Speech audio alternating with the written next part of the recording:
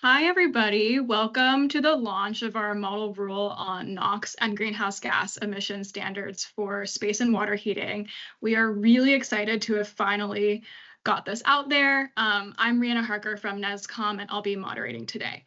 So just a couple of logistics. We are recording this webinar, so we will be posting this and making it available to everybody afterwards. And we are aiming to get through the content of the presentations within an hour and leave 2 to 2:30 for questions. So please feel free to go through the chat or to post any questions that you have in the chat.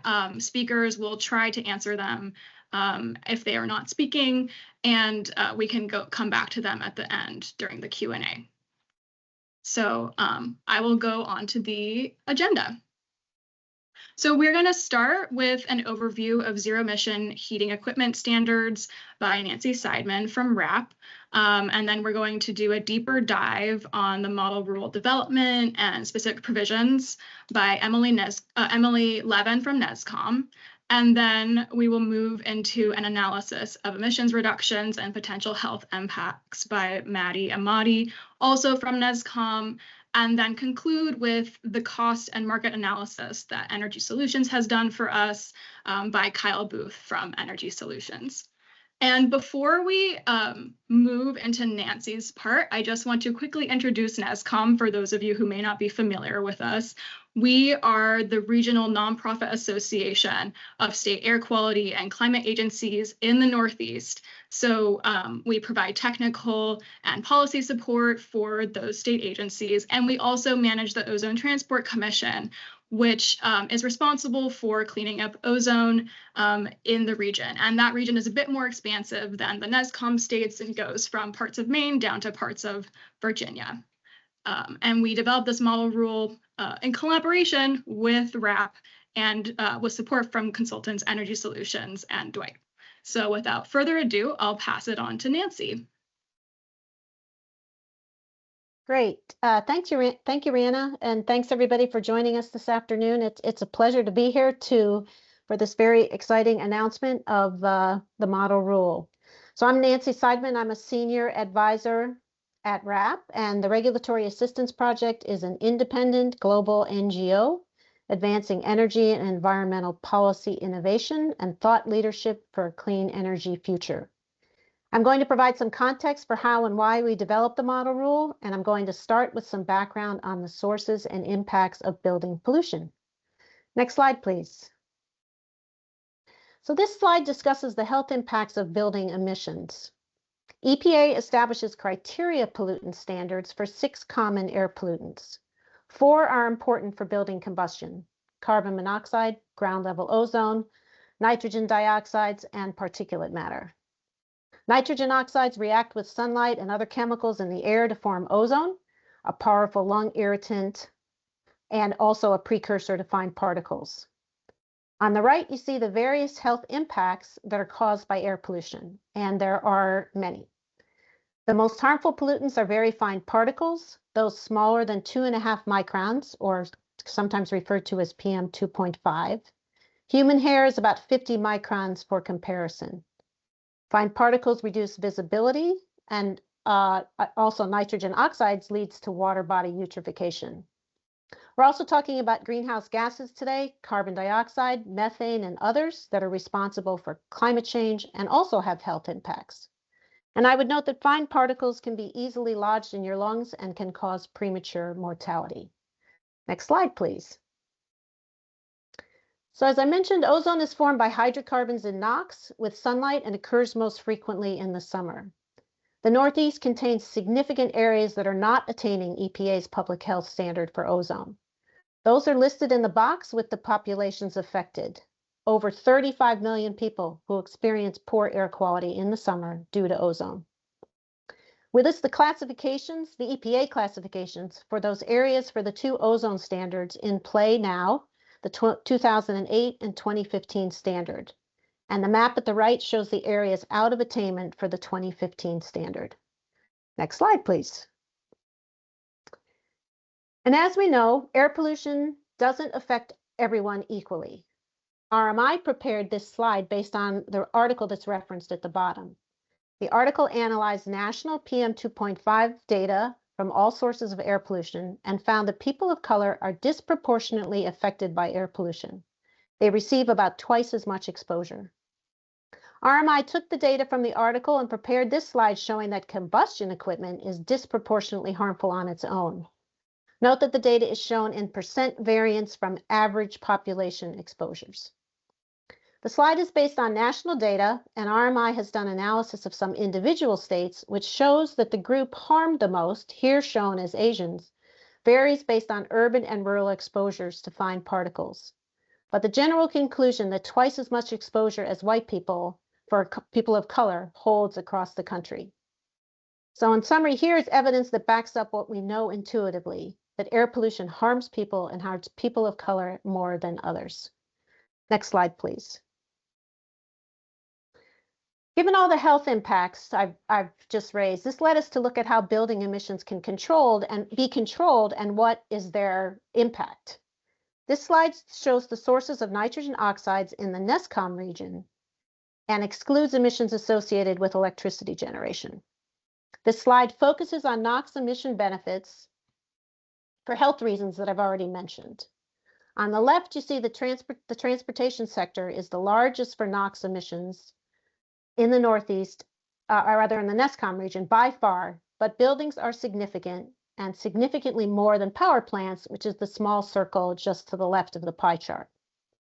In the NESCAUM region, NOx emissions from buildings are about 1/3 of that of transportation and more than 10 times that of power plants. And on the right, we see a breakdown of NOx emissions from on-site fossil fuel combustion from different home equipment. Space heating is responsible for approximately 80% of on-site emissions and water heating approximately 20%. Next slide, please. Thanks to the Maryland Department of Environment for this slide. Given the health impacts that I've noted and the impact of building emissions, RAP began working on a model rule for water heaters in the fall of 2021, which was published in February of 2023. That model was assisted greatly by reviews from some of the Ozone Transport Commission states, and once completed, we began working closely with NESCAUM on the rule we're discussing today. RAP started our work using existing water heater NOx requirements in the 3 states noted on this chart in orange and lighter green: California, Texas, and Utah. Some of those rules date back more than 20 years. And based on a September of 2023 announcement by the Climate Alliance, you'll see other states in dark green that have indicated interest in zero emission standards. Next slide, please. And since we began working on the new version of the model rule, there has been great progress in advancing zero emission requirements. 2 local air pollution agencies in California, the top 2, those in San Francisco and Los Angeles, completed zero emission zero emission rules for water heaters and furnaces. Not quite the same categories as we're talking about today, but significant advances in these regulations and the first to use a zero emission standard. The State Air Pollution Control Agency, the California Air Resources Board, is also working on zero emission standards. In 2022, they committed to propose standards by 2030 as part of their 2022 plan to meet the ozone health standard. Those would be standards for water heaters and furnaces, most likely. And last but certainly not least, Maryland is working on a zero emission equipment regulation as part of their climate plan and as per a governor's executive order. So with the promulgation of zero emission standards, our focus shifted our efforts for NOx to include greenhouse gas emissions and for the model rule. Next slide, please. This slide describes a zero emission equipment standard and how we approach the problem. In the middle, as my last slide discussed, some states have had NOx standards for furnaces, boilers, and water heaters in place for decades. Based on those efforts and RAP's model rule, NESCAUM and RAP worked to expand the model to advance zero emission equipment requirements for water heaters, small boilers, and small furnaces. The model is intended for states to use to drive down building emissions from heating and water heating equipment. On the left, we note that the requirement will apply to new equipment and prohibit the sale of equipment not meeting the emission standard. and doing that over time. And on the right, we are encouraging state environmental agencies to promulgate these rules using their authority to improve air quality. And importantly, any rule can be incorporated into state plans for meeting EPA's public health standards for ozone, fine particles, or regional haze. Next slide, please. I included this slide to provide context on how zero emission equipment standards fit within the region's building electrification efforts. On the left, zero emission standards are like sticks, along with policies like appliance efficiency standards or building performance standards. Policies that require a set amount of emission reductions from a baseline and resembles the format of the model rule we're talking about today. Those in the audience who work in energy offices or other state agencies besides the environmental agencies may work on programs that are carrots on the right. Those are very important programs that also help reduce emissions. In general, they are voluntary, provide incentives, provide education of consumers, which is why we represent them as carrots. Next slide, please. So back to the model rule for my last slide. To close out my part, I want to reiterate the importance of zero emission equipment standards, why we see them as an important tool for states. We see the following benefits. First, we set up a market signal that sets a clear date for the market to transition to things like heat pumps and other zero emission equipment. We see these rules as very feasible since zero emission technologies are readily available for most applications and perform well in cold climates. We believe they're effective. They tackle the major sources of building pollution at the time of equipment turnover. They fill a gap, and in some ways, unlike a building performance standard, they also address pollution from small buildings. And unlike energy codes, they apply to new and existing buildings. And finally, they must be equitable, and they can be equitable, but to be designed and implemented equitably and affordably through the proactive engagement of the industries who make the equipment and environmental justice stakeholders. And with that, I believe Emily is up next to discuss the model rule in more detail. Thank you very much. Thanks, Nancy. And once again, we'll address questions that we receive in the chat. We may address them as we go, and then we'll have a longer Q&A at the end. I am now going to go into some of the details of the model rule, how we developed it, what went into it, the input we received, and why it's designed the way it is. Next slide, please. So first of all, who did NESCAUM and RAP work with to develop the model rule? We have been working with a group of states in a group we're calling the Equipment Emission Standards Cohort, or EESC. This group kind of grew out of an effort that NESCAUM was undertaking and gained momentum following the U.S. Climate Alliance announcement at Climate Week 2023, when 10 states committed to explore adoption of zero emission standards for space and water heating. I want to emphasize these states have not necessarily committed to adopt zero emission standards, but are interested in exploring them. And so the EESC is a forum for states that are interested in this policy. And that's been the group of states that we are working with to develop the model rule. Next slide. So I want to just briefly acknowledge the many partners we've been working with, the states that are participating in the equipment standards cohort and that have provided very valuable input. As mentioned previously, our collaborators RAP, our technical consultant Energy Solutions, and our lawyer Dwight, who has done a lot of the heavy lifting of actually drafting the model rule. We also worked with NESCAUM's Environmental Justice Advisory Group to gather really valuable input. And this has been a pretty lengthy process where we've been going through a lot of data analysis, stakeholder input to get to this point of being able to now publish today a model rule and technical support document version 1.0. Next slide. So what we're releasing today builds on the NOx standards for water heaters that Nancy mentioned. We have also incorporated a bunch of research that we'll be giving a quick overview of today, but really looking into the emissions and health impacts of transitioning to zero emission equipment such as heat pumps. We have also been staying in touch with and reviewing the great work going on in California through the Bay Area Air Quality Management District, South Coast AQMD, California Air Resources Board, and trying to learn from what they're doing. We've been gathering input from stakeholders, talking to manufacturers, talking to our EJ advisory group and other technical experts. So what we have developed today in this version of the model rule really is our best effort to incorporate all this valuable information to understand the market feasibility, the costs, and the impacts of doing a model rule such as this. Next slide. So I want to emphasize this is a model rule. NESCAUM and as well as the Ozone Transport Commission have a long history of developing model rules that states can use as template regulations to pursue air quality regulations. So really a state would need to adopt this in order for it to be binding. The model rule is non-binding. It's a resource. States can adapt it as they see fit. Any state that wants to use the model rule, even if they want to, whether they want to use it as is or adapt it, has to still go through a full regulatory and stakeholder process. So this is, an initial template document. It's something that any individual jurisdiction would build on.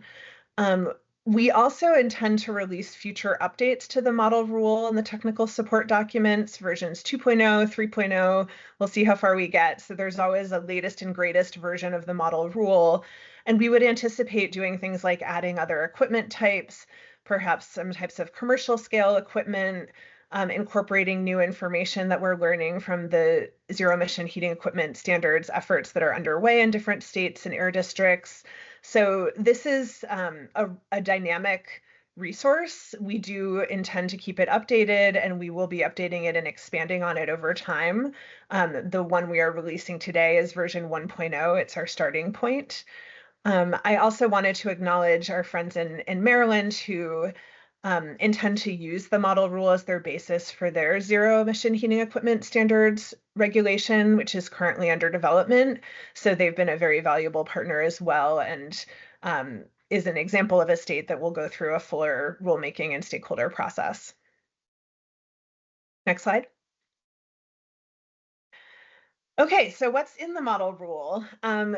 In this next section, I will walk through the core elements of the model rule and how the model rule works, and try to share some of our rationale for why it's structured the way it is, what it covers, and how it's designed and why. And so in doing so, I will try to touch on some of the input we received from manufacturers and others along the way. It's not going to be a comprehensive review of every piece of stakeholder feedback received, but you can find that in our technical support document that I'll talk about soon. Okay, so first and foremost, next slide. The most important thing to know about the model rule, and I cannot stress this enough, it does not require early replacement of functioning space and water heaters. You don't have to get rid of any equipment that's working in your home. What this does is ensure that when you go to replace a piece of polluting equipment, equipment that releases NOx and greenhouse gas emissions, at end of life, you need to choose a zero emission alternative. So this is a rule that will take effect and will shift the equipment stock in buildings over time as that equipment reaches end of life. And that's really important because we know that water heaters last 10 to 12 years, space heaters can last 15 or 16 years or more. So any piece of polluting equipment that's installed after around 2030 to 2035 is probably still going to be operating in 2045 or 2050 when states are supposed to be achieving economy-wide decarbonization, and is therefore going to be working against decarbonization and air pollution goals. So we need to create this system to start to transition those installations at end of life, and that's what this rule does. So key provisions, it sets zero emission limits for small scale equipment, so residential scale water heaters, furnaces, and boilers starting in 2029. It sets ultra low NOx emission limits for water heaters, both small and large water heaters, starting 12 months after rule promulgation. and it sets in place labeling and record-keeping requirements that apply mainly to supply chain actors like manufacturers and distributors. Next slide. This slide is extremely detailed, and I'm not going to read it. I'm going to talk through what you would want to take away from it in the subsequent slides, but just wanted to show this slide as a snapshot for the information that you can find, the details you can find in the model rule itself and the associated technical support document that we are also publishing today. So this has all the details, but I'm going to go through the key takeaways in the next slide, so keep going. So pollutants covered. The model rule applies to NOx and combustion greenhouse gas emissions. We chose to regulate both NOx and combustion greenhouse gases because states were interested in both. NOx emissions, as Nancy has shared, there's a long history of states regulating NOx emissions from various types of equipment in buildings to help meet air quality and ozone attainment goals. NOx is a health threat. It contributes to ozone formation that also creates other health harms. It contributes to environmental damage. So we wanted to regulate NOx, but we also heard from states that they were very interested in regulating greenhouse gas emissions to help achieve their state goals to reduce greenhouse gas emissions and tackle climate change. So the model rule also addresses combustion greenhouse gases, specifically carbon dioxide, methane, and nitrous oxide. Next slide. So covered equipment and compliance dates for zero emission limits. So this is just for the zero emission dates that take effect in 2029. And that part of the model rule applies to combustion equipment at a pretty small scale, so kind of residential scale. Just a note on the residential scale, it applies to these equipment sizes, whether or not they're installed in a residential or a commercial building. So if I say residential scale, what I mean is it, looks like the type of thing that you might see typically installed in a home, but it would still be regulated if it is installed in a small commercial building as well. So zero emission dates are for small water heaters, storage water heaters of the sizes shown here, oil and propane and storage and instantaneous water heaters, small boilers, less than 300,000 BTUs per hour rated heat input capacity, small furnaces, less than 225,000 BTUs per hour, designed to combust those fuels listed here. We sought, based on manufacturer feedback and feedback from others, to align these size categories and definitions to the extent possible with the standard definitions that the U.S. Department of Energy uses for these pieces of equipment, so that they would be easy for industry to understand and follow, and would prevent loopholes that we didn't intend to introduce. It's also important to note that unlike the California air districts, where their focus is methane gas equipment, we are also regulating propane and heating oil equipment because those equipment types and fuel types are very prevalent in many of the states that NESCAUM works with.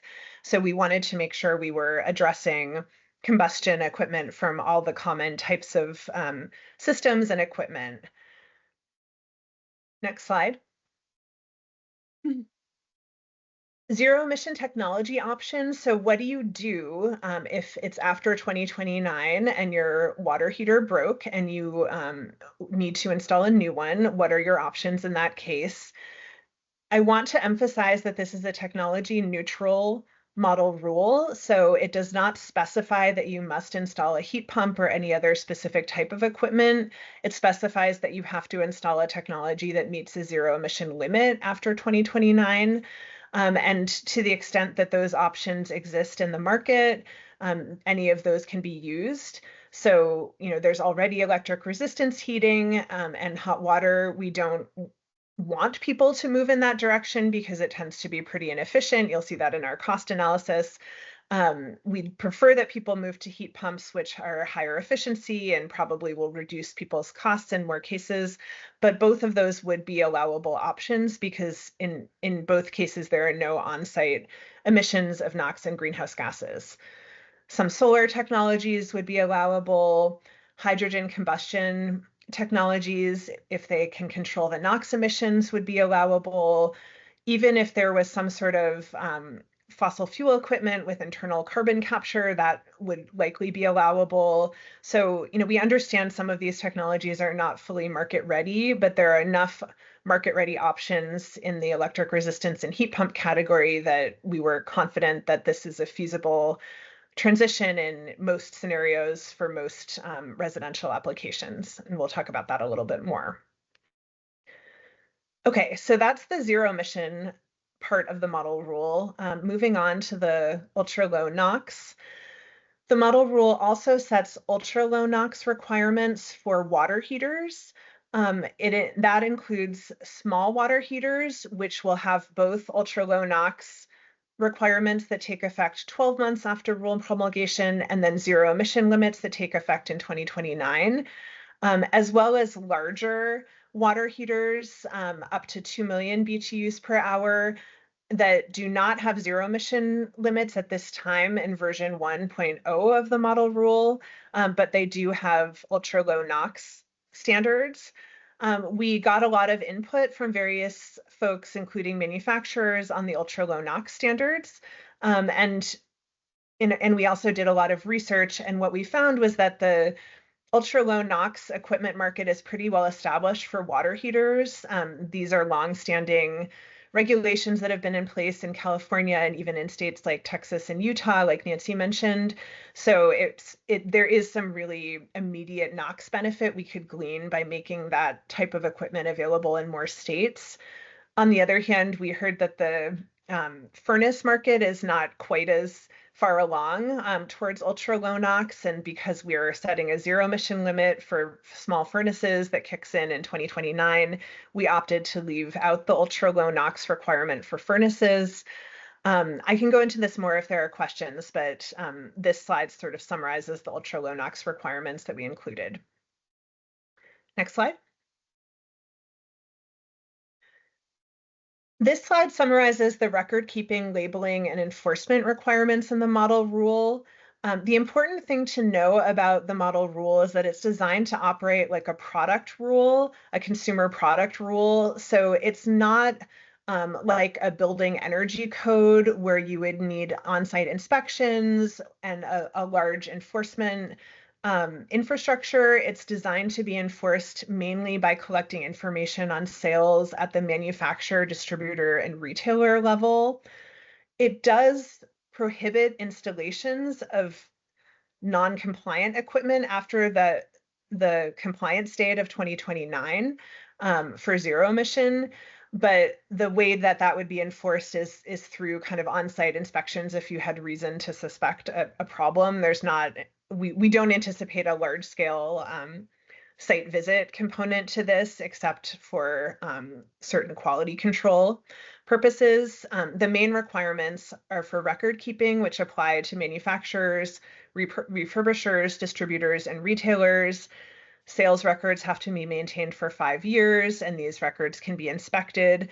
I will emphasize this is a record-keeping requirement, not a reporting requirement. So in order to reduce the administrative burden, they are just required to keep these records and provide them on request. They are not expected to proactively report them to a state. There are also labeling requirements on shipping containers and the equipment itself to list the certification status and the size and other information listed here. You can go to the next slide. This slide touches on, are there any exclusions? We know that converting to a zero emission option can be complicated or expensive in some homes. And what happens in that case. So I'll talk a little bit about some aspects of that. I'm first going to touch on certain exclusions from the model rule. There are certain types of equipment that are excluded: industrial equipment, equipment installed in RVs, pool heaters. I want to note, pool heaters, we simply didn't have the capacity to get to them yet. That would be an example of a type of equipment we might tackle in a future iteration of the model rule. There are other types of equipment that are not covered. We opted to focus on the largest, kind of most prevalent types of equipment, which are central heating systems like boilers and furnaces. We opted not to regulate through the model rule things like wall heaters or stoves or fireplaces, many of which could be heated by less common fuels like wood or pellets or kerosene. So those are excluded from the model rule. And we also felt that those types of scenarios would be more common in things like off-grid camps or seasonal cabins and things like that that would face other challenges in moving to zero emissions as well. So those are not covered. It's also important to note that zero emission options are not actually regulated. That is if you switch to a zero emission option, the manufacturers don't have record keeping requirements for things like heat pumps or sales of electric resistance water heaters under this model rule. Once you're using that type of equipment, you're not covered by the rule. We're also mindful that there are cases where you can do a transition, but it might take some time. Water heaters especially tend to break catastrophically and is often an emergency situation where someone might be without heat or water, hot water, and needs that restored very quickly. And so we have created a provision in the model rule that allows for temporary leasing and installation of non-compliant equipment for up to 6 months. So to kind of bridge that gap, a registered provider, we would anticipate these to be people like manufacturers and distributors, could offer leases of a non-compliant piece of equipment for up to 6 months to allow the building owner and the contractor time to do things like install a panel upgrade or a distribution system upgrade or address a space constraint that might take a little more time than it can be done on an emergency basis. So that is another provision of the rule. Next slide. Okay, phew.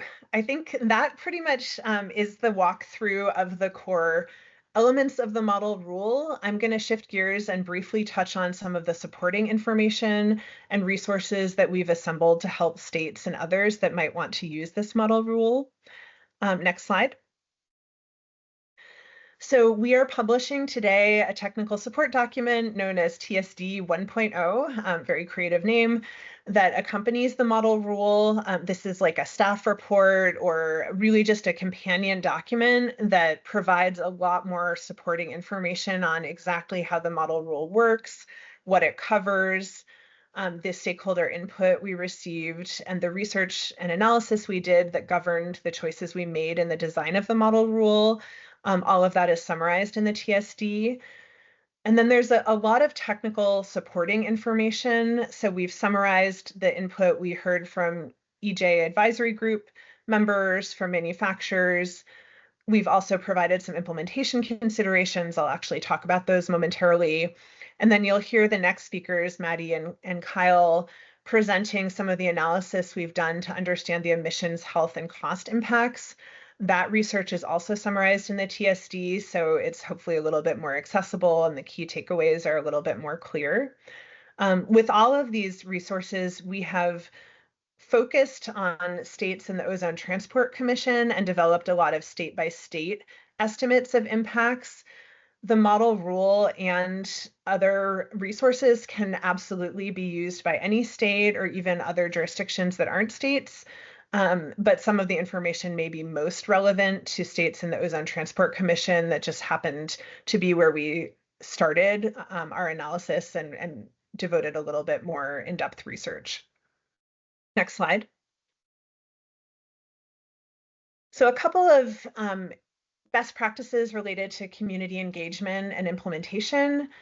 As I noted earlier, any state that wishes to adopt the model rule will still need to go through a full rulemaking and stakeholder engagement process. So we wanted to share some of what we heard from our EJ advisory group and some best practices around that. The best practices are over here on the right side. I'm not going to read those, but there are some great case studies and would emphasize some some things that are really important in getting communities engaged in regulatory efforts like this are compensating involvement, providing translation, and working with partners, trusted partners, to act as liaisons with key communities that need to be reached as part of the process. So we would certainly recommend that states be proactive in engaging with communities as they move this through the process. Some specific input we heard from our EJ advisory group members, which are amazing EJ groups from across the Northeast and Mid-Atlantic region.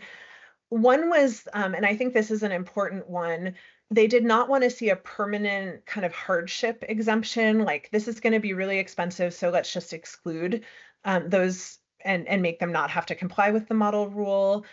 They recognized that there might need to be time extensions, but what they wanted to see was that those folks have a process to say, you know, I can't afford this, and then they are connected with resources, technical and financial assistance to help them accomplish the upgrades.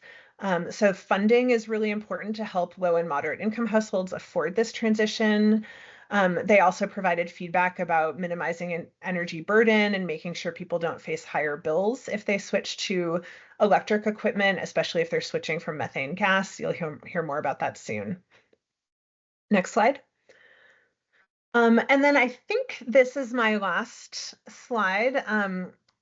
Want to emphasize that we see zero emission heating equipment standards and this model rule as part of a comprehensive approach to building decarbonization. This is not a standalone policy.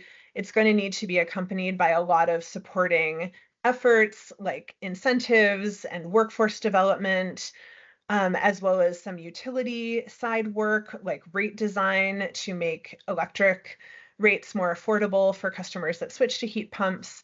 A lot of complementary efforts are going to be needed side by side with zero emission heating equipment standards. And we've actually written a policy brief with RAP and our partner Northeast Energy Efficiency Partnerships called Decarbonizing Buildings, How States Can Set the Table for Success, that offers this visual of a table that represents a comprehensive set of policies that states can advance on building decarbonization. So those policies together are things that states should be looking at. And, you know, we would encourage states to think about how zero emission standards fit into that broader suite of policies. Next slide. I think that's it. And at this point, I will shift gears to Mahdi to share some of the results of our analysis of emissions and health impacts. Thank you.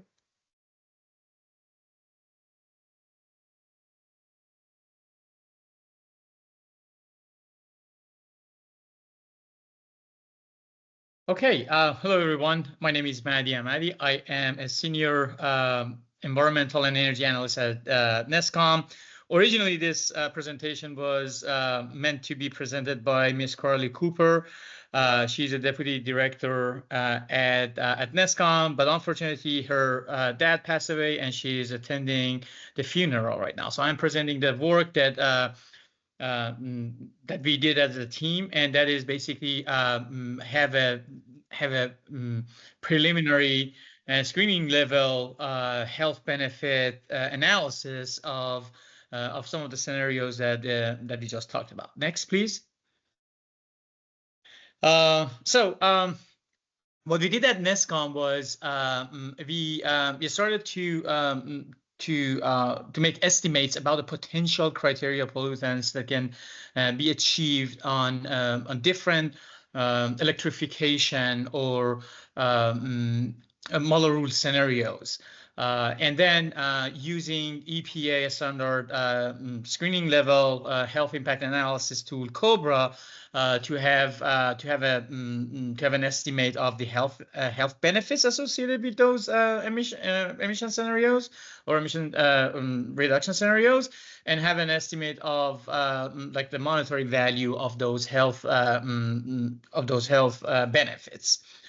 So what we did, we applied this entire analysis on 13 Northeastern and Mid-Atlantic jurisdictions, the OTCSAs that are also in our report. Next, please.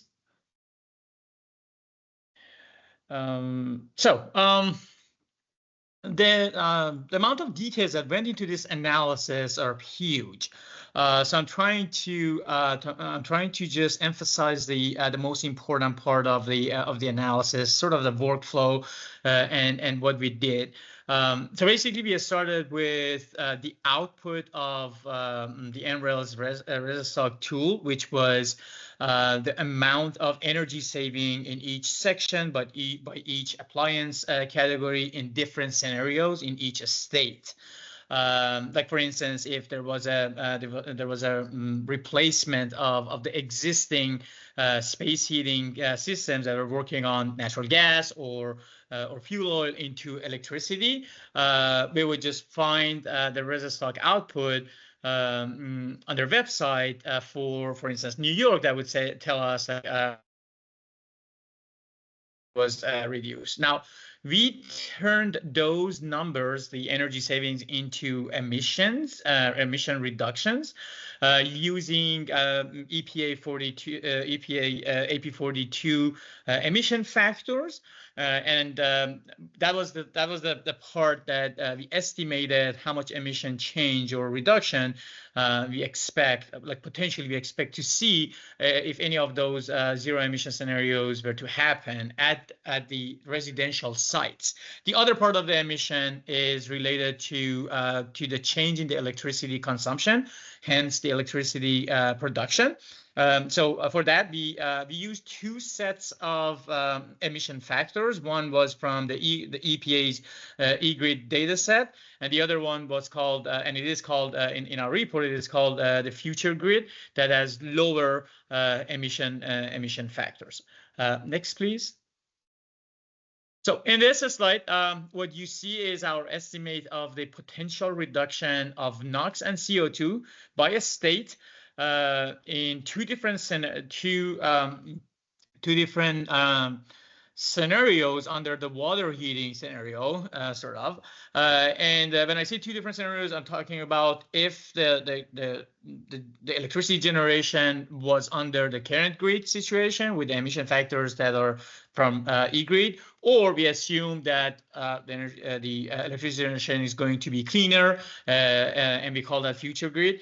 And you see that, in the case that we have the future grid, it is if you compare it with current grid, in many cases, in many of these states, it's going to be cleaner, meaning that the NOx emission reduction and CO2 and also PM and SO2 are going to be higher. The emission reduction is going to be higher. Now, next slide, I believe, should be. Can you please? Yes, it is at the same bar charts for a space heating conversion, state by state. And overall, if you comparing a space heating with water heating, space heating is significantly has a higher potential in emission reduction in any and all of those emission species, NOx, CO2, SO2, and PM, and also VOC. So next, please. Yes, and we can go to the next one, health impact assessment. So this, the diagram at the bottom, it shows sort of the workflow of our study, of our analysis. We took the ResiStock simulation results, we converted them into use emission factors, converted them to emission reductions ton per year. Then we fed those into Cobra simulation, and we got the health benefits of different scenarios in each state. We performed these the analysis state by state separately, not as a as a whole in a region, because we wanted to have a better picture of if one of the states adopted any of these model rule scenarios, and for each scenario as well. Next, please. Before getting into the results of which we can see the most important part of the results here in this slide, again, there were a lot of assumptions and and other considerations on how to connect Resostock with Cobra. Like one of the most important one that I should mention is that in the Resostock simulation, there is no any assumption or consideration about when it is going to happen, like what time, like what year each scenario will be completely implemented. So we make assumption, you know, the year that the full potential we expected to be achieved in each of those states is 2045, but obviously it doesn't make sense to assume that everything up to 2044 is going to be business as usual, and all of a sudden in 1 year everything happens. So we assumed a linear adaptation of each of these programs, each of these scenarios in each of those states, and that's an important assumption, which is consistent with what have been done before, and we looked at the cumulative benefits over these over this 15-year of the implementation, the full realization of the potential emission reduction. With that being said, these are the results. This bar chart shows the range of premature death that can be avoided if each of these states adopted the space and water heating, both of those programs together. And there is a range. There is no single point, because the functions that calculate for us in Cobra, the avoided premature death, or avoided most of the not just the premature death, but avoided other health impacts, or they give us a range, a lower bound and an upper bound of those adverse events, and that is why we have these range. And you can see that New York, Philadelphia, and New Jersey, well, New York is standing out for multiple reasons: the size of the population, the amount of emission reduction, and the distribution of population. All of those reasons. But we have a really good picture of what we should expect. Considering the limitations of Cobra as a screening tool in terms of the health benefits. Now, next slide, please. We can convert we can convert all of the avoided adverse health events into money. There are built-in functions in Cobra that can basically tell us how much we can benefit from avoiding one premature death or other adverse health impacts, such as visiting ER, losing work days, cardiovascular events, pulmonary events, and all sorts of adverse events. But the most important one is the premature death in terms of both the health impact and the monetary value. So these are the monetary values in millions of dollars for each state. And again, it corresponds very closely and correlates very closely with what we saw in the previous slide. Now, next, please.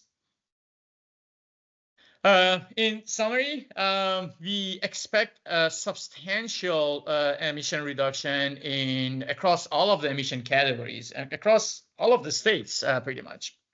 CO2 is not considered one of the emissions that can have adverse health impact in Cobra.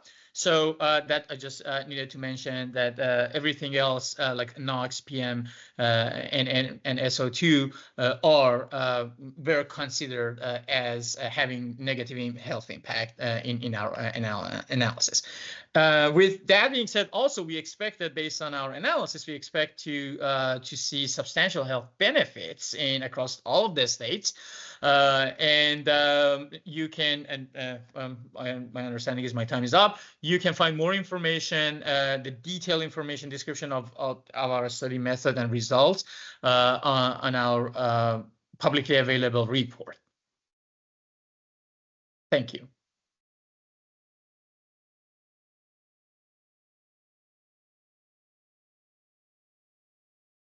Great. Thank you, Mahdi. I'm Kyle Booth from Energy Solutions, and I will be talking next about the cost and market studies that we did for both the water heating and space heating to support the zero emissions standard. Next slide, please. And go ahead again. So yeah, the objectives of our studies, there were two distinct studies, one for water heaters that was completed late last year, and then the HVAC cost analysis study that is just wrapping up.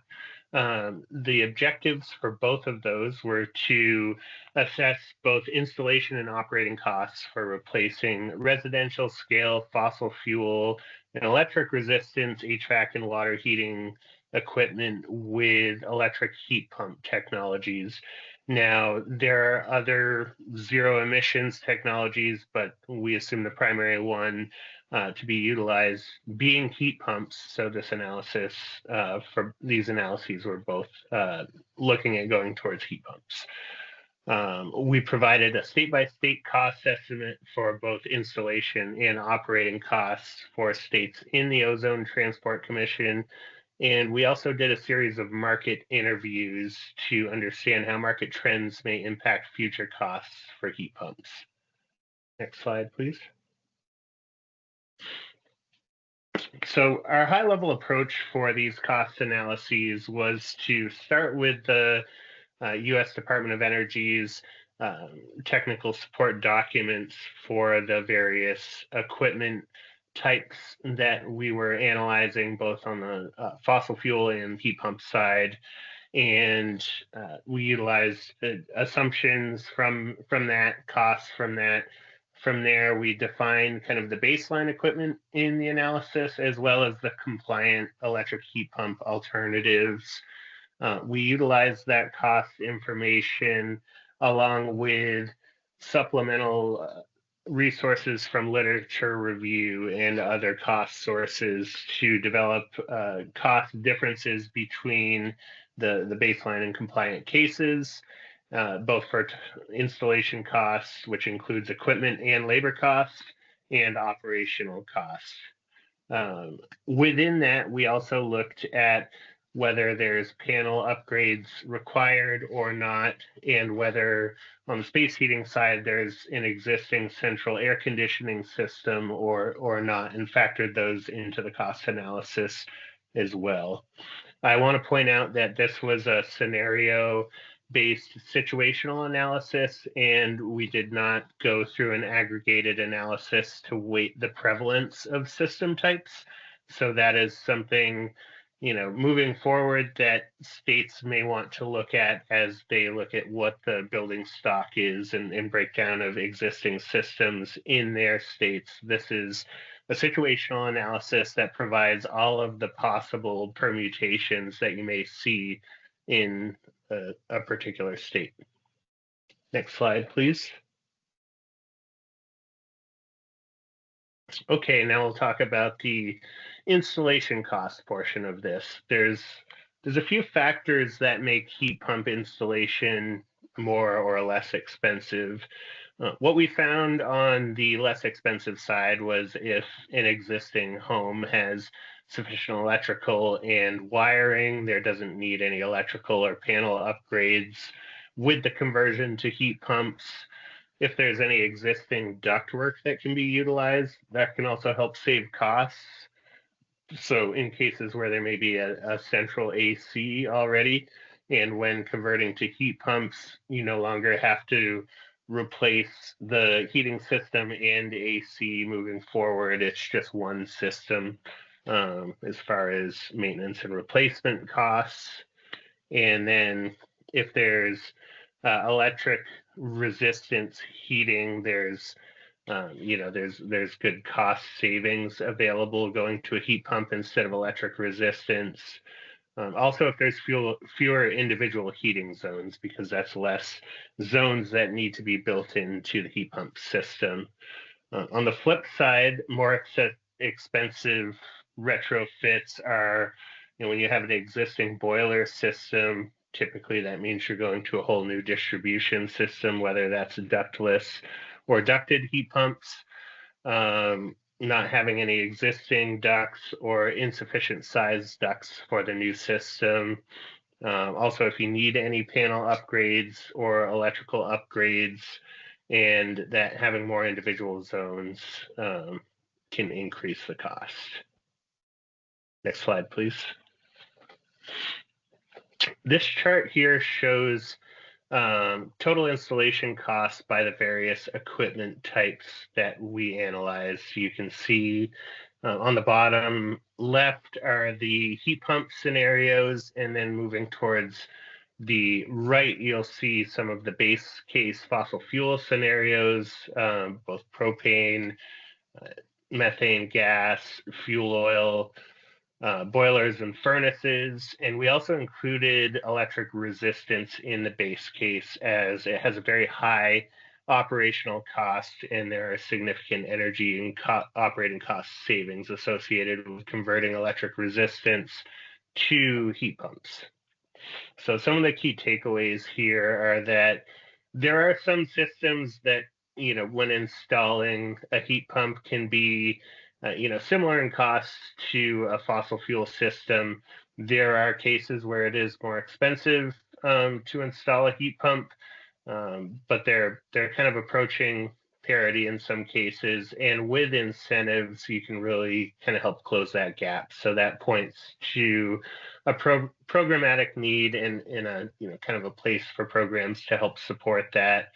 Also the kind of multi-zone mini splits, those can be higher cost, and a lot of that is associated with multiple refrigerant line runs through a home to feed those multiple zones. So something to be aware of with those conversions. Next slide, please. And this table shows a few of the more common scenarios and the cost difference between the fossil fuel baseline and the heat pump compliance case. So we're looking at both scenarios without incentives and then with incentives to see how those incentives can help support that cost differential between the fossil fuel systems and the heat pump systems. So you can see here that 3-zone mini split is, or multi-split is really one of the more expensive, versus the gas boiler it has a pretty high cost differential where looking at, split unitary heat pumps versus furnaces or boilers is a bit less expensive, and with incentives, you can really reach a similar cost or even potentially cost savings in some cases. Next slide, please. Okay, this slide really points to the high variation in heat pump labor costs across the Ozone Transport Commission states.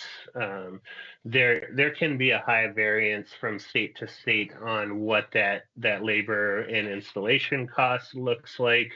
We found a bit less variance between equipment costs state to state, but really a high variance on the installation and labor costs. Costs can often be driven by the complexity of the heat pump project. So, oftentimes if there's existing ducts that can be utilized, that can help reduce cost. I've mentioned kind of the multi-zone, multi-head heat pumps being higher costs. There may also be some, perceived risk that contractors look at and kind of include that risk cost in their quotes. So one thing that could help there is price transparency and data sharing to kind of help improve that cost and hopefully reduce the variance. Next slide, please. Okay, so now we're looking at heat pump water heater installation costs. So this is both equipment and labor into the total installation cost.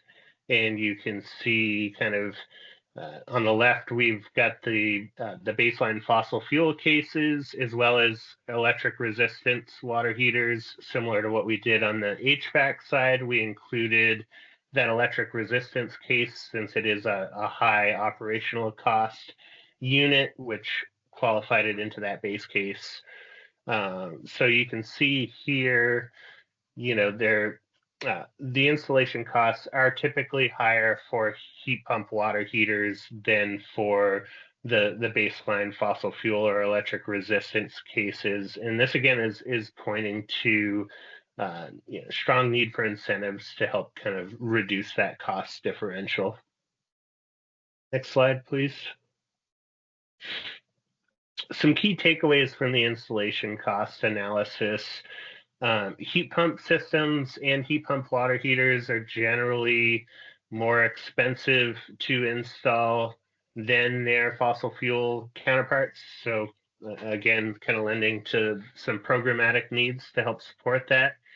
On the HVAC side, ductwork and electrical infrastructure upgrades can add significant costs. Something to consider when structuring programs. It may be beneficial to look at also including installation cost and not just looking at the equipment cost as something to incentivize, as you can have an average of $4,500 for ductwork and up to $2,400 for electrical upgrades. So those are pretty significant costs. Looking at some of the less expensive systems on the heat pump side for space heating, ducted unitary and ductless mini splits can be some of the least expensive. We did look at air to water systems, and these are still a bit of an emerging technology, but a lot of market interest and potential future promise there, but their cost is still fairly high, along with the multi-zone heat pump systems. Some of the states we saw the highest labor costs in were New York, New Jersey, Massachusetts, and Connecticut. So something to note there, for those states, there was a very high labor cost compared to the other states. And when it gets to incentives, there are both federal, state, and utility incentives available. So that's something to look at, what existing resources are available to help with the installation costs and equipment costs for both heat pumps and heat pump water heaters. Next slide, please. Okay, we'll talk a little bit about operating costs now. Next slide. Okay, so looking at the HVAC operating costs, we have the base cases on the left and a couple examples of the heat pump cases on the right. These are a couple scenarios, not all of them, as there are a lot of various scenarios that you can go to. So you can see, the highest operating costs are really with oil boilers, propane, furnaces and boilers, and electric resistance space heating. Methane gas or propane systems are still pretty, pretty cost effective, and that's one thing to consider when going to a heat pump. Natural gas or methane gas systems may be less expensive in a lot of states. There are a couple states where you're seeing operating cost savings going to a heat pump, but most states you are seeing an operating cost increase. That points to that need for looking at rates and rate design. So something to consider there. Next slide, please. And looking at a similar chart for water heating operating costs, you can see it's a bit of a different story here, and heat pump water heaters typically save cost on the operating side. So that's a good benefit that can be highlighted, and really something, in almost all cases where you're going to be saving energy going to a heat pump water heater versus the fossil fuel or electric resistance storage base options. Next slide, please. Okay, so some key takeaways on the operating costs.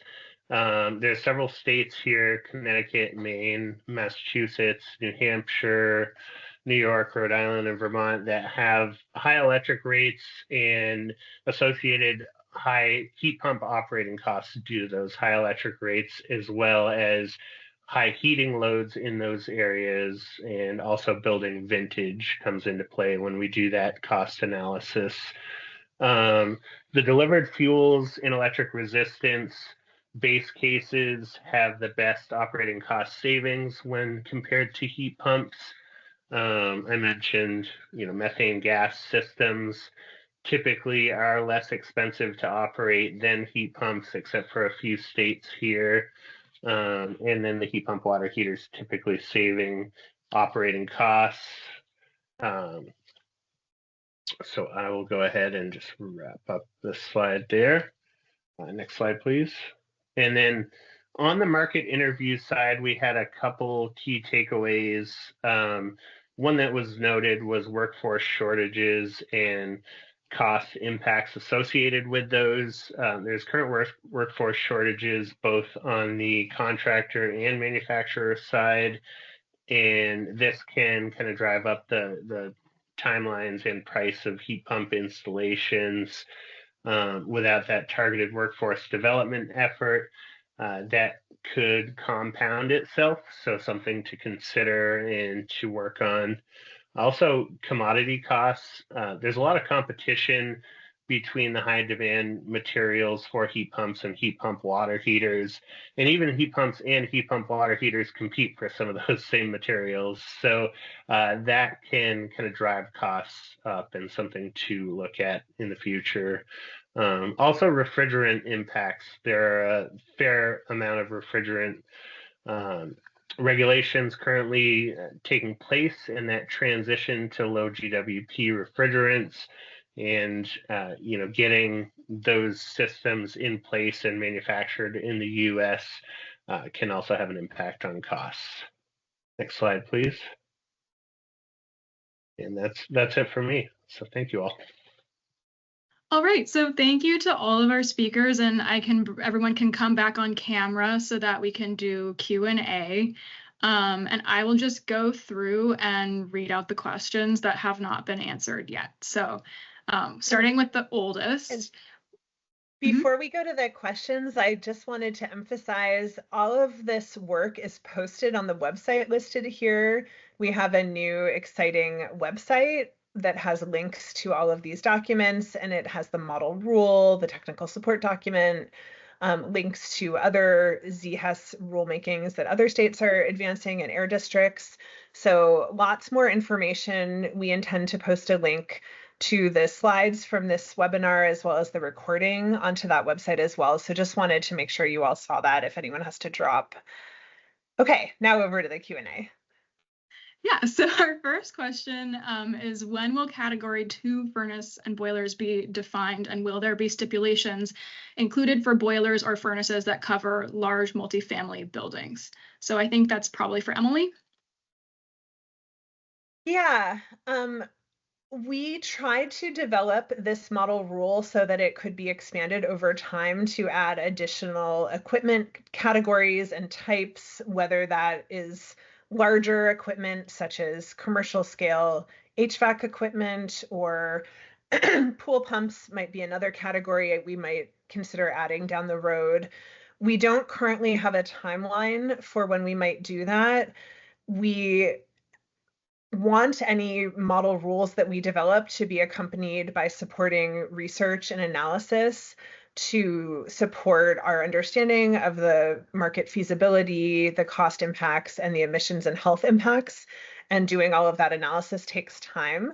So we're going to take a pause upon releasing model rule version 1, and we're going to figure out where we need to go next. But I do anticipate that we will start assessing certain types of commercial equipment, and we'll consider adding those down the road, but we don't have a specific timeline at this time. We are also keeping an eye on what California and some of the air districts in California are doing, because they also have rulemakings that they've adopted or that are underway, and we're determining whether the assumptions that California is using work in states with different climate zones and building stock, and to what extent those can be adapted for broader use with other states in a model rule. So stay tuned, but we do anticipate adding other equipment types, but we don't have a specific timeline in mind at this time. It probably will be a little while because we will have to do supporting research and analysis. Okay, and then I think the next question that hasn't been answered yet is about joining the equipment emission standards cohort. Emily, do you want to talk briefly about that? Yeah, we actually have a few other states that are participating in the EESC, even if they didn't make that formal commitment as part of the US Climate Alliance. I believe Maine is one of those. So we actually have had some great participation from folks at Maine DEP that have provided really valuable insight to inform development of the model rule.